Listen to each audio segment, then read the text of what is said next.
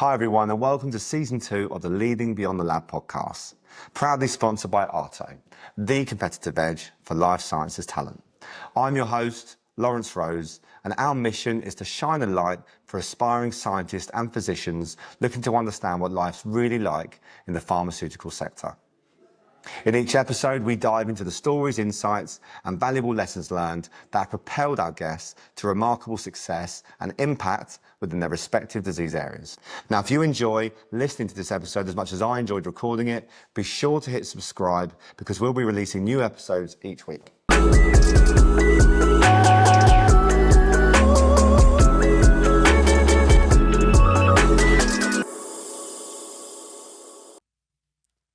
Hi, Brian. Thanks for coming on the podcast. Yeah, thanks for having me. So I really appreciate you coming, especially when you've got AAD today. You must be super busy. Busy, tired, but it's good. That's what I'm here for. So one of the great traditions of this podcast is that if you could give us a bit of an insight into your background and what you're currently doing at the moment.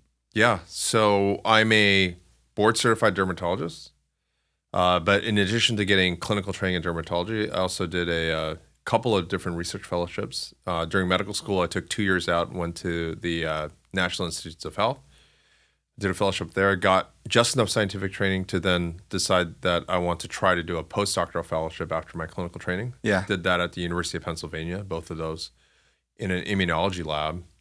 And in 2014, started my own lab at Washington University in St. Louis and in immunology, but also pivoted into neuroscience and real basic science. And then translated a good amount of that work to clinical therapies through clinical trials. And then over the years, we can talk more about it, but, advised for pharma, biotech, and then became a founder myself as well of a couple of biotech companies now. And it's great. One of the key things that comes to mind when I think of you, because you've got a real reputation in the market as being like a thought leader, but also a thought leader that's got pragmatic know-how in industry, having worked on the biotech side, but also with a strong scientific background, complementing the medical experience. Yeah. How have you found that, taking that experience, how have you found applying that actually in industry? It's been a lot of fun. It's, I just been learning along the way. I originally was a physician and then I guess a scientist thereafter with my postdoctoral training. And really, I never really thought of it in terms of how I would parlay that into industry per se. Yeah.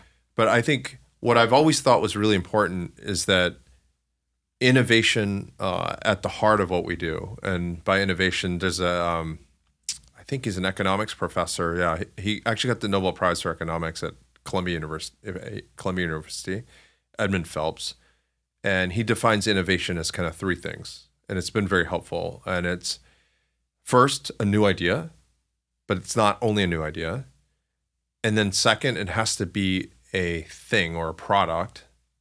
And then third, it needs to be widely adopted. Yeah. It's those three domains that actually define innovation, which if you think about it, academic science doesn't meet that criteria in and of itself necessarily. Just point 1s and 2, I suppose it does. But the third definitely one. Yeah. Yeah. And even 2, maybe not, depending on what you're doing. Right. And that's where I think my interests started to go into industry, because there you are actually developing a bona fide product and you definitely need widespread adoption or dissemination. Otherwise it's not viable. Yeah. And I suppose the most rewarding part there is that you're actually going to get the hands-on experience benefiting the patients, the caregivers and that kind of thing. Yeah, absolutely. I mean, for me, it's however you can move the needle, and the more ways you can move it, the better, is how I've always viewed it. Do you think there's more innovation in an academic setting or in a dynamic biotech setting? Because they're both the two ends of super dynamic, super innovative. Yeah. I mean, I come from an academic pedigree, so I think sometimes we have always assumed that innovation automatically equaled new ideas and ideation. But what I've learned by being on the other side is that there's a lot of innovation on the other side. And I think the reason why we're talking, and I'm being a little bit presumptuous here, but I think it's because the landscape has really shifted. Say 20 years ago, when I was kind of up and coming in science and all that, it was a very different landscape. And by that, I mean, what's happened now is the technology in general. We're living in the era of technology, no question, whether it's AI or whether it's blockchain, or whether it's just engineering as we know it, right? And I think even molecular engineering and science has advanced so much that the gap between an idea and a product has gotten so short. And as a result, at least for me, as a traditionally being much more of an ideation person, it's exponentially increased my value. Because say you go back to the time when I was in college, the idea was that you make a discovery, and if you're lucky, in the next 30 or 40 years, something happens with that. Wow. Right? That was really what I grew up with. And now it's within a matter of 3 years, Wow. you can actually have a drug on the market potentially, right? Maybe 5 years like that. And we've kind of played in that a bit in very significant ways by taking our science, leveraging assets that were already in development, and then taking it and accelerating it to market.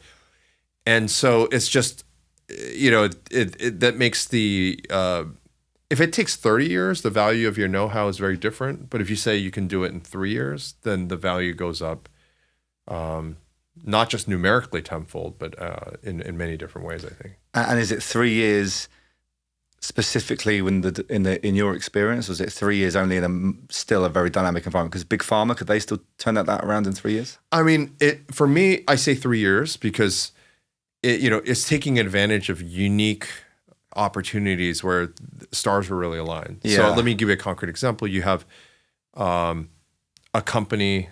I'll give a very concrete example. When you actually had in 2017, Regeneron and partnership with Sanofi was developing dupilumab, which blocks the IL-4 receptor. 2017, we published that the IL-4 receptor is on sensory nerves and may be really important for itch. That led to a direct, immediate collaboration with those industry partners in helping to shape just fundamental understanding of what their drug can do. It has proven its value exactly in the way in which we predicted. That also allowed us to direct that asset to another condition called prurigo nodularis, which at that time the companies were saying, what is this that you're even talking about, to now a drug that's FDA approved in a matter of a few years. But that's not to say it was de novo, but you had a drug that maybe would have never even known to go there without the science really accelerating it. So you could imagine a scenario where you could do that de novo. It may not be 3 years, but it's not 30 years. Yeah, it's amazing, really, the development that's come on. And do you think that bringing in AI here, do you think that could get even shorter? I do. I use AI almost every day. Yeah. Right. And I think a lot of people do. Yeah. And what do you use it for out of interest? I mean, there's obviously the usual ChatGPT back and forth, but what about from your perspective in drug development? I use it for, I'll give you an example. When new papers are published, it's a lot of time to go through those papers. So I'll upload it into something like Perplexity, and I'll say, can you just give me the high points? Can you focus on this? And it'll tabulate that out for me, right? Another way that I use it is I can really quickly, I think the greatest value for me so far, and I think this is not anything special that I'm saying, but when you use AI, and I think where AI is the force multiplier right now, is that it actually pays dividends for people who are already experts. Yeah. Right. So I don't think it's, at least in the near term, going to replace the experts. But I think what it does is it really makes experts even better at what they do.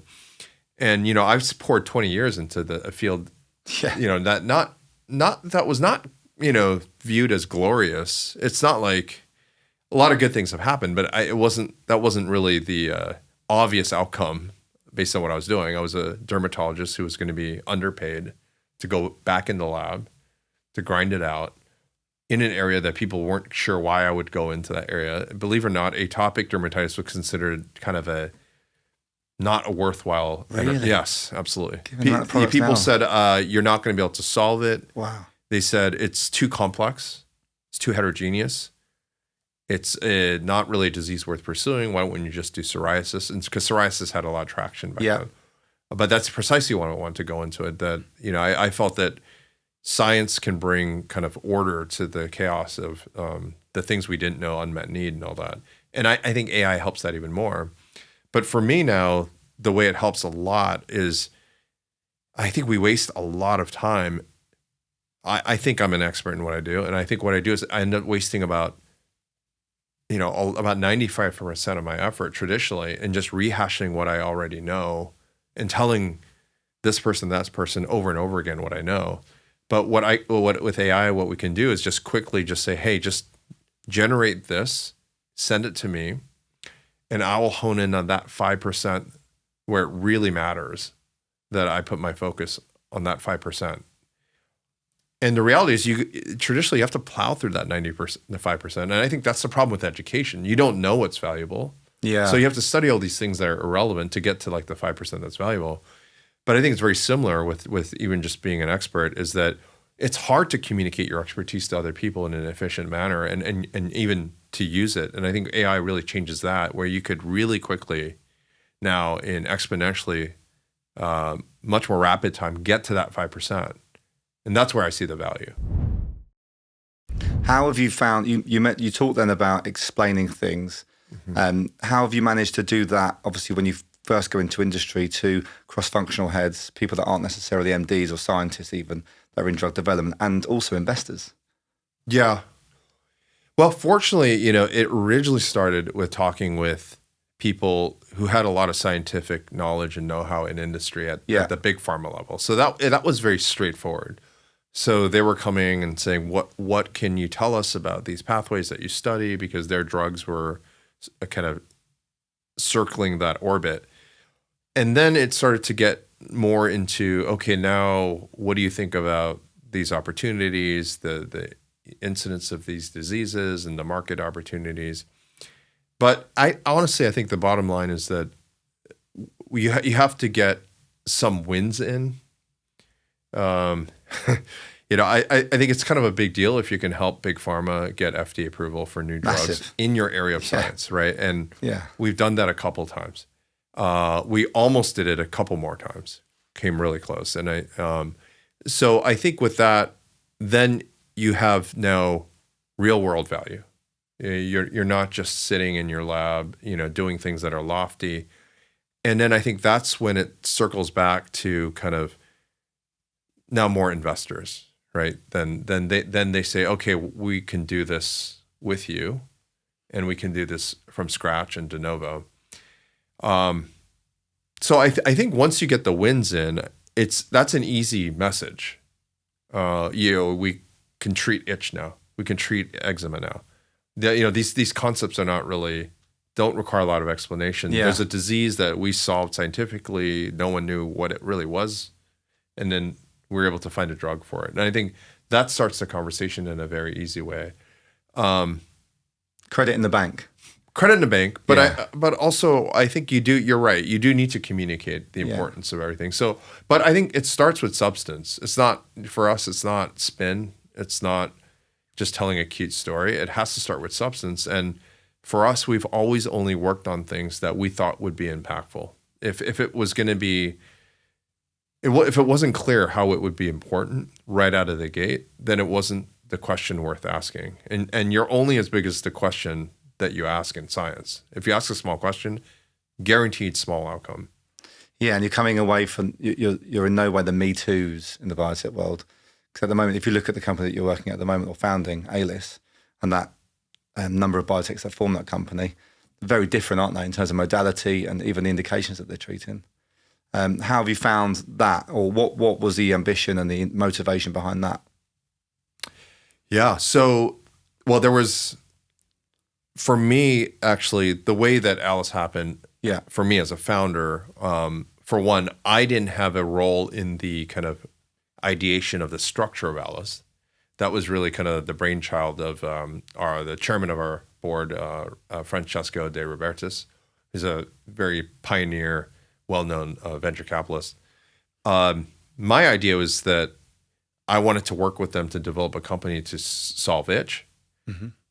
My counterparts on the other side, very good scientists, very good chemists, had ideas to actually develop using technology that they were privy to then parlay that to solve itch, using our expertise from, our lab and my knowledge base. And that's kind of how it started. And it started with a company called Clara Biotech. And I actually recall Thibaut Portal, who used to work for Galderma, reached out to me and said, I think we should do this. And I said, it's a great idea. We did that. There were a number of other companies in the portfolio that were actually co-founded by John Harris, my good friend and colleague as chair at University of Massachusetts. One of them in particular was Aldina, which leverages unique siRNA technology that was essentially kind of born out of University of Massachusetts by Craig Mello, who's also a co-founder, Nobel Prize winner for essentially a discovery of this kind of RNA biology. So, it's a lot of academic innovation that kind of married to kind of the vision of the business side of biotech.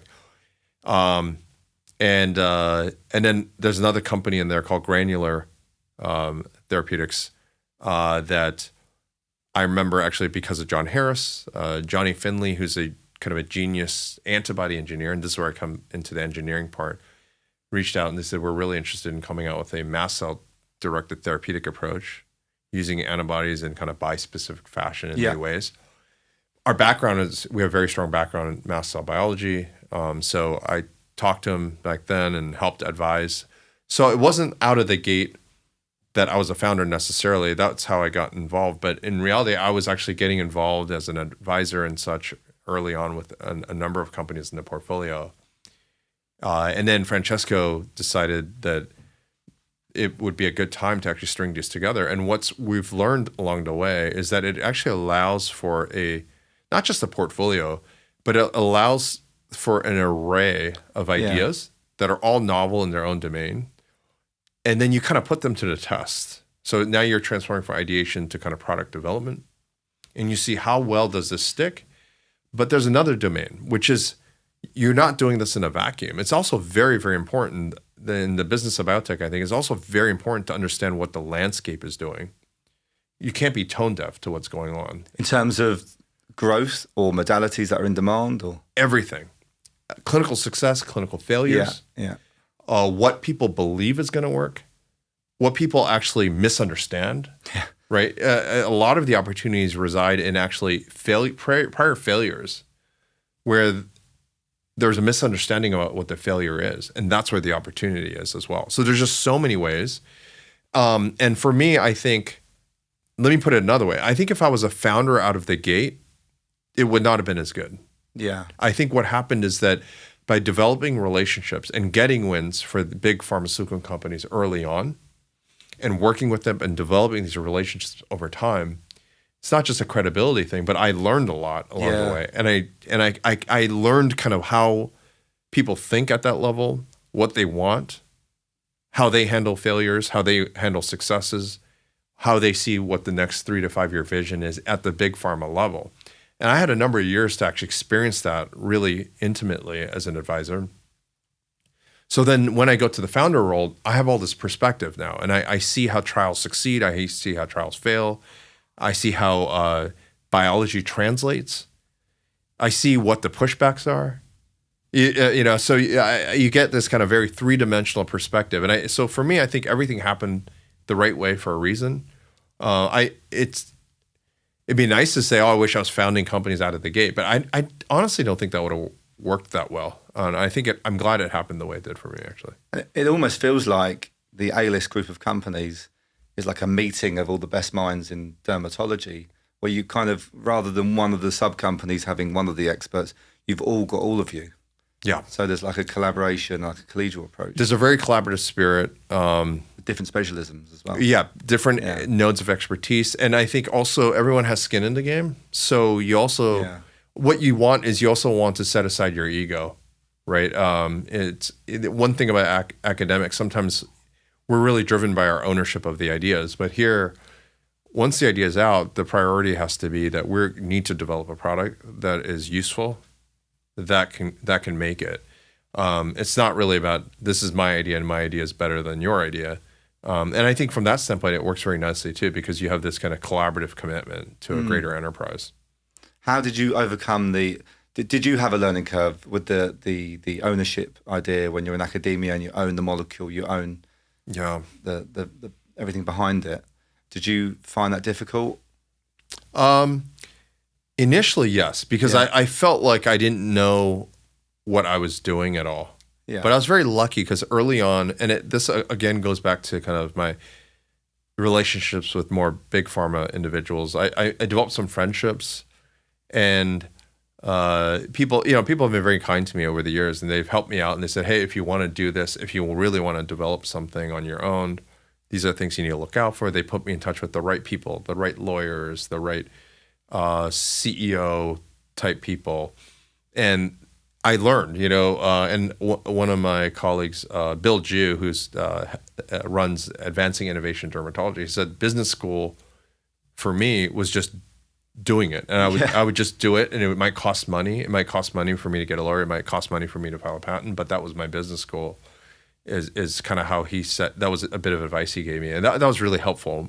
And I did that. I mean, I just kind of learned by doing.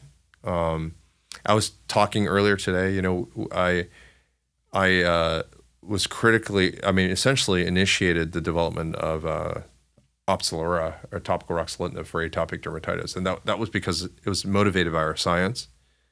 The story is actually kind of interesting. I went to Insight because I was actually trying to get their drug for somewhat naive, compassionate use for patients with itch. And then that turned into a conversation about, well, should we design a trial for topical ruxolitinib for atopic dermatitis? And I saw that as an opportunity, and this that if we can develop this drug and prove that our science translates to clinical efficacy, it would really enhance our value of what we do. And that's exactly what happened. The drug's, it's going to break $1 billion this year, it's predicted. It's a great drug. I use it all the time. And, it's an amazing feeling when that kind of transaction over time leads very quickly to a new drug that you're literally using as a dermatologist now, showing up in clinic, seeing the box. I mean, it's an incredible feeling, right? Yeah. Or it sounds kind of corny, but I'm sitting there with my wife and I see the commercial and say, yeah, we did that, right? Of course, collaboratively with Insight, but it was really, at that time, the company didn't have an identity as a derm company at all. They didn't have a dermatology team. So this was really a pilot idea that turned into a drug. And that feeds back into as well why physicians, scientists go into industry in the first place, because you really are at the cutting edge of what could be applied or given to patients. Yeah, absolutely. And I think it's a great time to be in industry because, and I don't know if I answered your question, but you asked, how does innovation in academia compare to innovation in industry? It's just different. Yeah. Right. It's like asking, how was your steak compared to my black cod?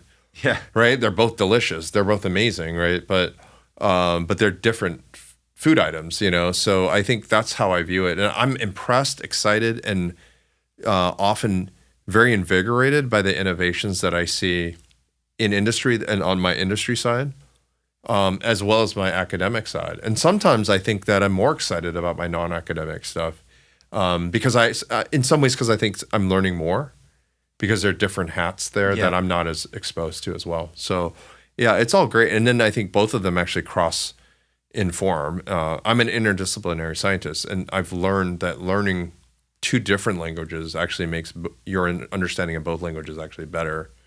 And I think that's very true with science.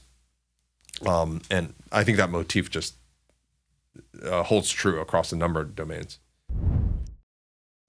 And how have you found leadership as a style evolving from an academic setting to industry? Yeah, I think that academia is very different, right? And what leadership means in academia is very different, I think. I don't think they necessarily translate. You have to tweak it quite a bit. I'd say, I think my leadership style in both, there's similarities, but they're also very distinct modes. And I think, it's interesting. Yeah, it's interesting. I'm learning a lot. The problem with academia in some sense is that the products are not tangible, right? I mean, if I tell you what's the value of a Nature publication, it's valuable, but it's hard to really quantify. And two Nature publications may mean totally different things. You see it all the time. One may be a groundbreaking piece of work that changes the world, and the other is forgotten in 2 years, both in a prestigious journal. You won't know publishing them in your own mind, right? I imagine you won't think, oh, that one will definitely. I'd like to think I do, right? Just interested. I think I have a better grasp of how my work will translate and the impact of it. But as a field, right, it's hard. But even your own work, it's hard to know. So I think that science, academic science, is very different because the incentives are very different. The incentives are often very intangible. So what does a high-profile publication mean? What does even tenure mean? What does promotion mean in an academic setting? It's just very, very different. It's not bad. It's just very different. One drawback, I think, to academia is that those are intangibles, but there's also a commonality, which is that a lot of it is prestige and status. And I like to read Naval Ravikant, who's one of the tech innovators, tech, Silicon Valley innovators, and he says he doesn't like status games because status games are inherently zero sum.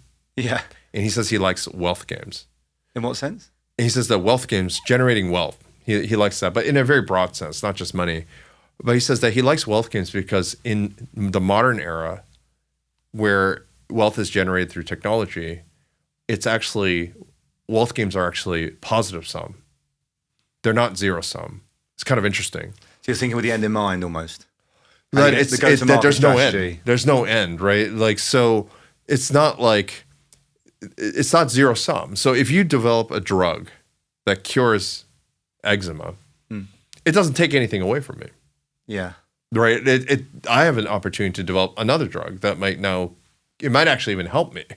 I might get an idea from that. And so I think the scalability has always been kind of a fundamental tenet of pharmaceuticals, is that the drugs are helping people in your sleep. Yeah. Whereas being a dermatologist is not really scalable. I can only see so many patients in a day as an individual.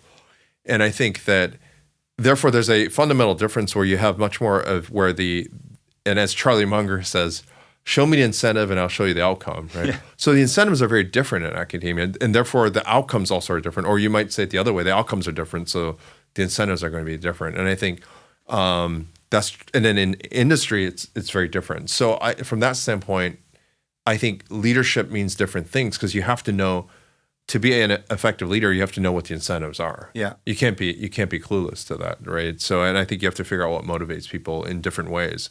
So what motivates the postdocs in my lab are very different from, say, the scientists on the team in our biotech company, Alys Pharmaceuticals.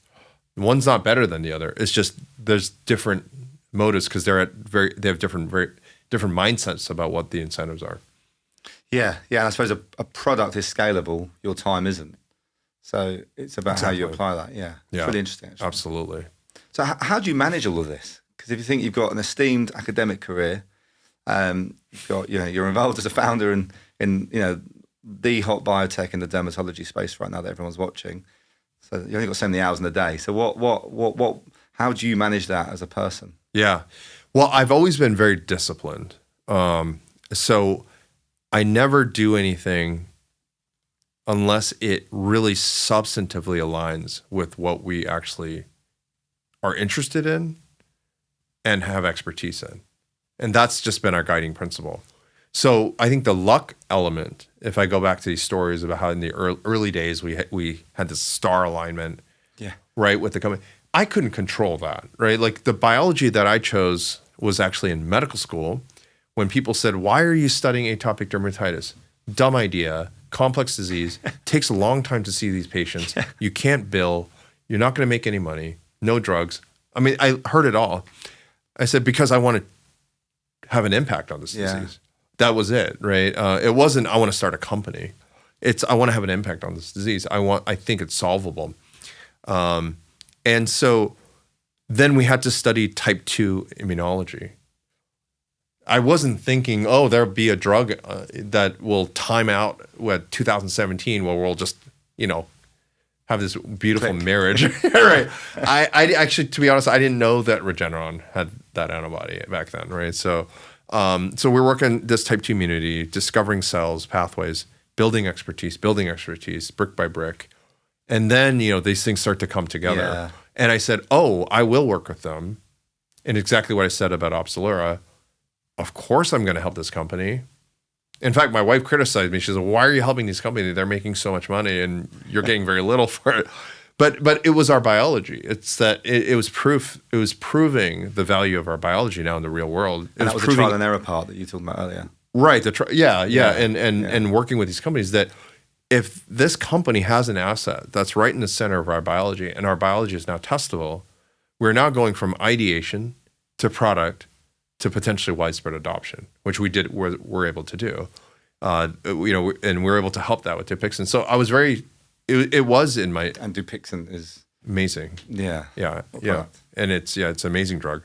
So, and that's what we did with Opzelura as well. It's again, my wife's like, why are you doing this?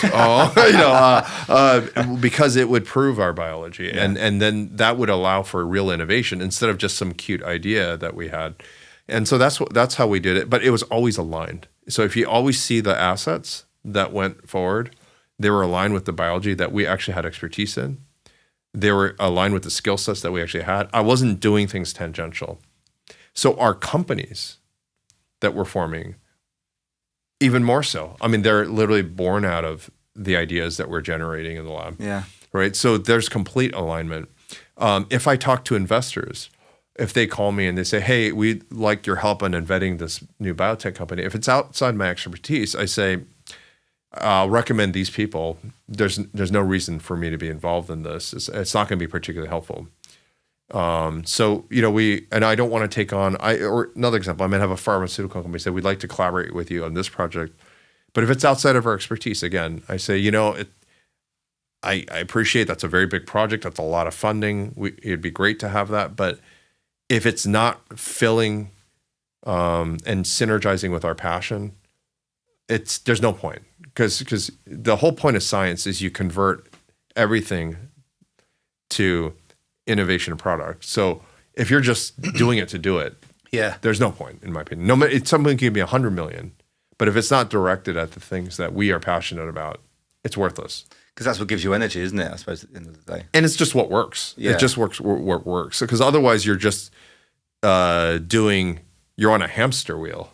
And science is not about a hamster wheel. The last thing you want to do with science is be on a hamster wheel. You want to be blazing forward and breaking new ground. Yeah, I can imagine. I mean, it's intense, but I totally understand why. And I think that's a lot of the reason why sometimes candidates leave potentially big pharma, because they feel like they get into a repetitive cycles. Whereas when they join a biotech, they feel like they've got more ownership, but usually it comes with more challenge. Sure. But why do you take that on? Why do you work longer hours or take on more risk? It's because you're bought into the journey of the biotech. You actually see things. You're making more of an impact. So it's a slightly different setting. Yeah, I mean, I think I have a lot of colleagues who work for big pharma for a long time now gotten to the biotech game. I think that's great because they have a lot of experience on the other end. Because at the end of the day, no matter how great your biotech company is if you're not fulfilling the appetite of big pharma, it's gonna be pretty tough, right? Eventually, you got to hand it off to the big players. So I think that's really helpful. But yeah, I agree. You get a different kind of juice, I guess, thrill from early stage stuff. For me, I mean, it's obvious for me because I'm scientist. Yeah. So that's what I like. As things get commercial, I start to actually lose interest tremendously. Because at that point, it's kind of just doing what it's supposed to do. But so discovery to clinical development is kind of where you're deeply in. Yeah. I even love it if, for instance, even if there's a phase 2. Yeah. That doesn't meet the primary endpoint, but it's close. Challenge. I like that. Yeah, I like because I know it worked. When I'm like, this thing definitely worked. Yeah. But we just need to troubleshoot it. That's what I like. And you and the back and forth with the regulators and.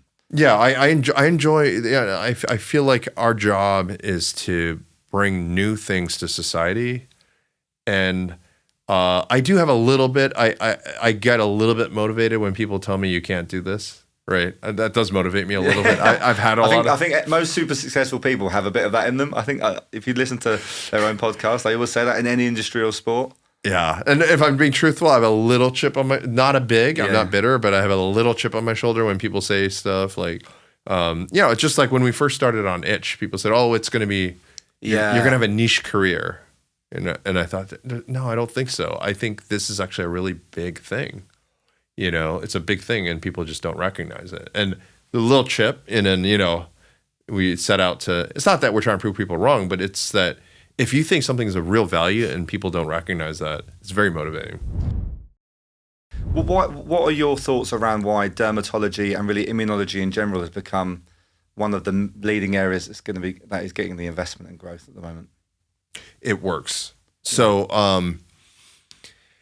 the thing about dermatology is that we have something, I don't know how many diseases, thousands of diseases, right? Especially if you include the rare ones. Yeah, and well, let's think about immunology, for example. How many immunologic diseases are there of the bladder? I don't know. We study the bladder a little bit. Truthfully, 1, 2, I don't know. Right? It's not clear to me. How many immunologic diseases are there of the skin? I can't even count. Yeah. There's so many, right? So I think that the skin, and what the skin did was that it actually proved that motifs that were discovered in immunology, that to a layperson might say, well, they're just making these things up, like Th1, Th2, Th17, proved clearly of value. Whether it's Th1 diseases, vitiligo, alopecia areata, targeting those pathways, work. Psoriasis, I don't even need to mention it. Th17 to dermatologists, the relevance of it. It's so clear. And then you have Th2, atopic dermatitis, chronic spontaneous urticaria, prurigo nodularis, and you go to other diseases and other organs as well. So, but dermatology really proved that immunology is real. That these concepts in immunology are not just concepts, but real entities that we can treat with biologics. And I think that's what's happening. And if you look at this AAD meeting from 10 years ago, it's a different beast. I mean, really, I don't know what was it like 10 years ago? You just didn't have roughly 45 on average FDA approved drugs a year. Yeah. And every time you come to this meeting now, there's a couple to few drugs that are approved since the last meeting. I mean, that's amazing for one of the smallest specialties in medicine that is taking that big of the FDA approval pie, right? And that's what's different. So now you just have massive movement of new therapies to patients. And I think this is going to keep happening because the number of diseases we have is quite large. And I think dermatology has been overlooked, really. People. Oh, really? Do you think so as a TA in general? Yeah. I mean, when I was training, it was viewed as kind of not a particularly big area for drug development. Psoriasis was big, but it was like psoriasis. But that was almost kind of an appendage of the greater kind of TNF diseases. And then you had more cosmetic-ish type diseases, or bona fide cosmetic disease. So there were big areas like Botox and certainly acne, but they had their own kind of, they weren't like this huge kind of the way we think of oncology, right? I think now immuno-dermatology is viewed more almost like, this is kind of like oncology. Yeah, I agree. Right? This is like every time a new drug comes out for oncology, it's like a big deal. It's a needle mover. It's funny when you say that because at ARTO, it's one of our largest areas. And we're seeing that there's a dearth of talent probably because of what you're saying. There's been less people in it, whereas in oncology, which has been 60-70% of the market for however long, there's more talent. It's still hard to find good people, but dermatology, you have to know where to find them, especially dermatologists, right, in the industry and things like that. Yeah, it's a smaller field, and I don't think that hat was on for very long. This is fairly new, so it's not easy to suddenly have a pipeline. Like with COVID, when you suddenly needed all these infectious disease physicians. Yeah, exactly. Yeah, but there has been a shift in the trainees. So, I do give talks quite a bit at different departments across the country, and it's funny because I've done a lot of academic stuff, right? and I have pretty decent, titles, whatever positions in academia, but it's not what the trainees ask about. How did you get there? They ask a lot about our entrepreneurial activities now. Oh, did they? Yeah. That's new though, right? It's new. Yeah. Yeah. That was, if you go back to say when I was training, these weren't questions that were really asked amongst the trainees. And now I'd say this is like the most commonly asked thing of me is how do you get involved in industry? How did you get into drug development? Yeah. Interesting. Yeah. That's a massive shift. It's a shift. Yeah. And where these are trainees that might have been much more aspirational towards, hey, how would you become a chair of dermatology? How would you do this and that in academic domains has shifted. It's interesting. I wonder if that's the same in other countries, because America's always been associated with entrepreneurialism, dynamism, decision making quickly, whereas I don't know if like maybe in Germany, Switzerland, the Nordics, maybe it's the same take up or it's coming. Yeah, I don't have a good sense of how this dynamic plays out in other countries, because I think that drug development is such a uniquely strong thing in the U.S. market still, right, compared to a lot of other countries. So and it's your biggest kind of consumer market for it. So it's hard to know how much of this is just driven by the fact that this opportunity is much more apparent here, versus that are there these kind of mechanisms in place, or the investors, or and the critical mass at other places that this is the case as well. I don't have a sense of that. Of course, I have a lot of trainees from my lab from other countries, but again, they're in academia, so they're hyper focused on they're not looking to scale their ideas. They're looking to get their one idea out in a major way. I suppose that's the foundation, isn't it? You start there and then you build from that. Yeah, I mean, for me, as I said before, I feel like it's not, and in these conversations with the trainees, I tell them it's not like I just decided to do this. In fact, it wasn't even something that I wanted to do per se. It's just that after 20 years of working and in an area, and you become kind of, one of the best in the world in that area, it becomes a natural extension. So I do emphasize it's not just, I want to do this, that it really does require building substantive expertise, right? And I think sometimes people want to hear maybe a little different, that it's, anyone could just pick up and do it. But I think for me, I do recognize a lot of this was just working towards having a cumulative base of knowledge that's is quite extensive. A lot of failures. Yeah, and that's probably an important point, is that you have to go through the failure to get to the wins.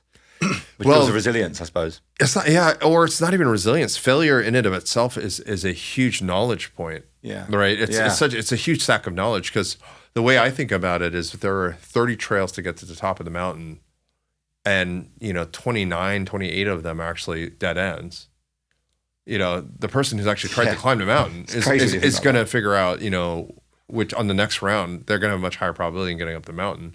So to me, the failures are actually real learnings, not just I'm tough and I'm resilient, but true learnings. And I mean, even when I'm looking at mouse data from a CRO to vet an asset, I could start smelling the mouse urine on me, right? Because I spent so many hours there. So I can see past the data, and I see, okay, that's what's going on. I think they didn't do this right. They're probably, the person who's doing it, you're breaking down the data at that level, right? And that doesn't come from the armchair, or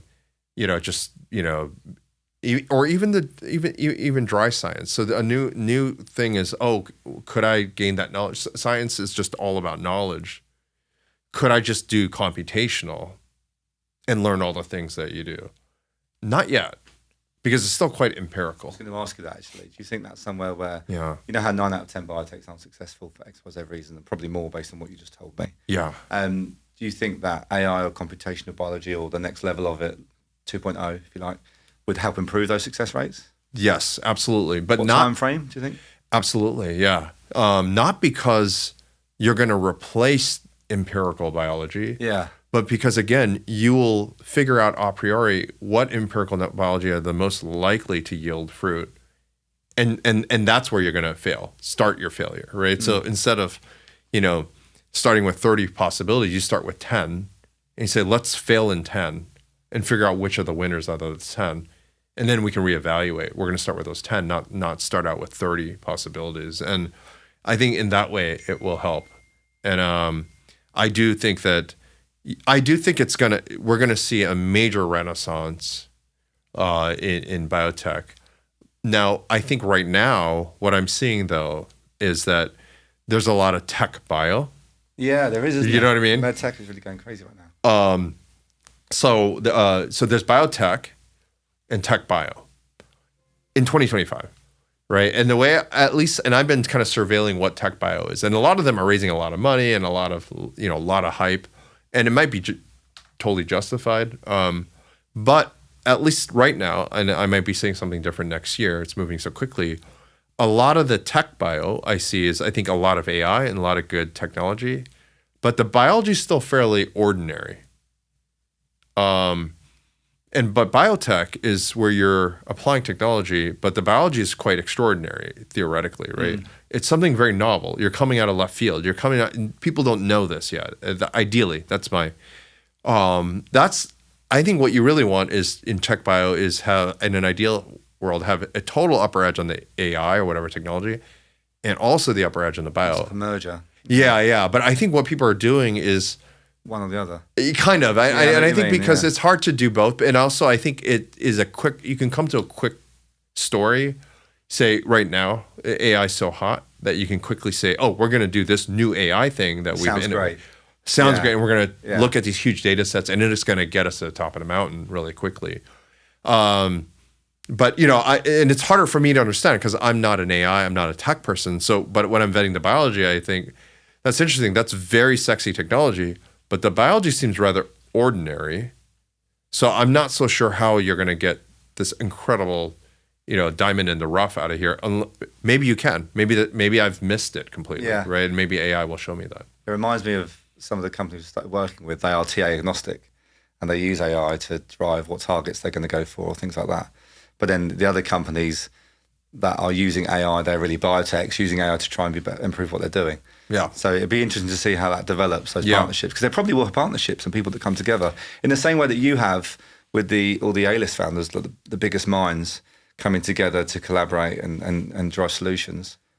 Yeah, I mean, AI is definitely going to help biotech. And whether it's biotech or tech bio, it doesn't really matter. Yeah. At the end of the day, it's how can you deliver things much faster, of high quality that are superior products for all our patients out there.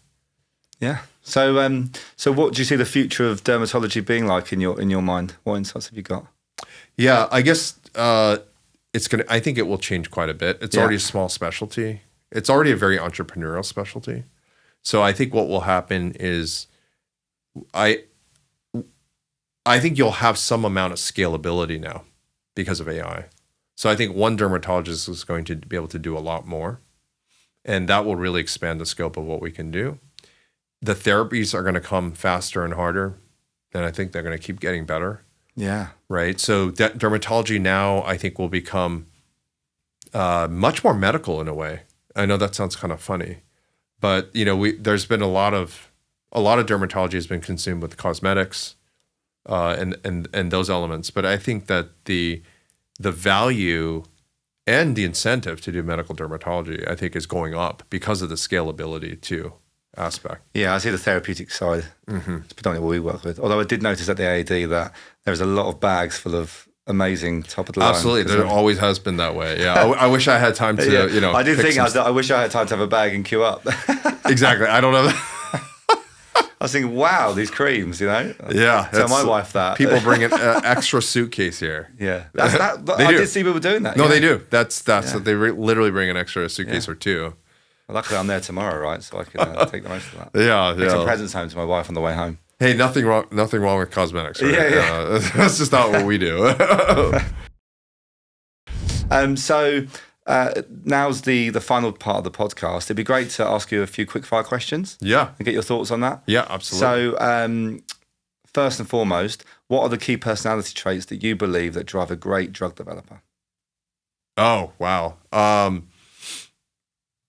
They have to have tenacious curiosity. Yeah. It's not, what I find with all my drug developer colleagues, they get excited and they want to do the new thing and they can't let go of it. And if someone says, "Oh, we're not going to fund it," they're going to find someone else to fund it. Right? Solution. You need that. It can't be, this detached, like, "Oh, it's a good idea." It's not cognitive. It is cognitive in the sense that it has to be the right idea. But once it clicks, you have to have this, I got to do this. Yeah. And I don't care, right? And no one else is going to beat me to this because I want to do this. And what personality traits do you think drive a good leader in the industry? Yeah, I'm not so sure I'm a leader, but I think the leaders are brave. They're courageous. They take risks, and I think that's a big difference between academia and biotech. Because what I'm surprised by is how much risk they have to take on. Not that there's not strategy. There's a lot of strategy. They have to be good tacticians, but they have to take risks and make some pretty tough calls sometimes. And I don't think that's so much the case in academia, because the stakes are not as high in that way, where you've just mobilized just all these resources all at once for this one thing, right? It's much more iterative. So as I said to my lab, it's actually helped me to think about risk very differently. And I said to my lab a couple times now, I said, there's so many different cultures in the world, and there's so many different values in the world about what hard work is and this and that. But the one universal monument that every society in the world has always erected is for the people who have taken risks. Yeah. There's no monument for the risk averse in any society that I've seen so far, right? So I think getting comfortable with the uncomfortable. Yeah, absolutely. Yeah. And I think that's the trait that to be able to stomach risk is something that I've seen in the leaders. And what would be the biggest key learning that you've had since you've been partially involved and fully involved in industry? You have to believe what you're doing. So if it's not working, kill it. And you hear it all the time, kill it fast. And I think for a scientist, that's not hard, because our whole job is to actually to dismantle our hypothesis. Our job is not to prove our hypothesis. Good point. Yeah. Our job is to dismantle it. So it's not hard.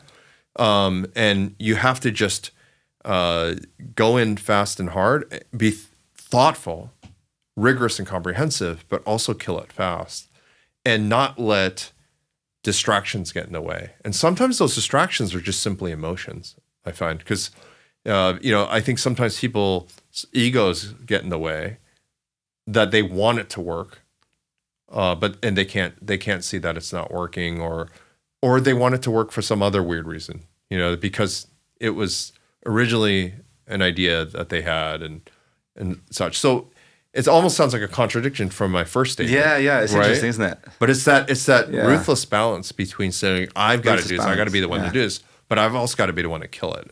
Yeah, which must be hard.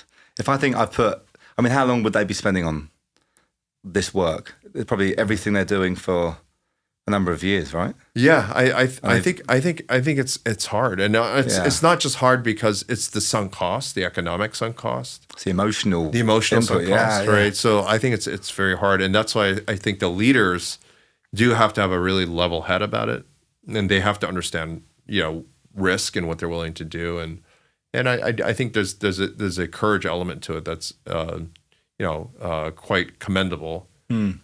Because you have to make these hard decisions. But yeah, I think it's that balance between obsessive tenacity, but at the end of the day, you also have to be the one to just shut it down if it's not working and be honest. Yeah. Interesting. So what's next for you then? We're actually, believe it or not, there are a couple other company ideas that are in germination. How many is it? 7? Not within up. Alys, Okay. but I have a good relationship with the VC firm, so they're always Medici. Yeah, Medici. they're very successful.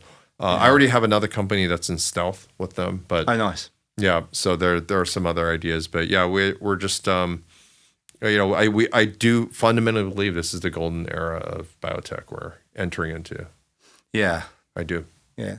And I feel like the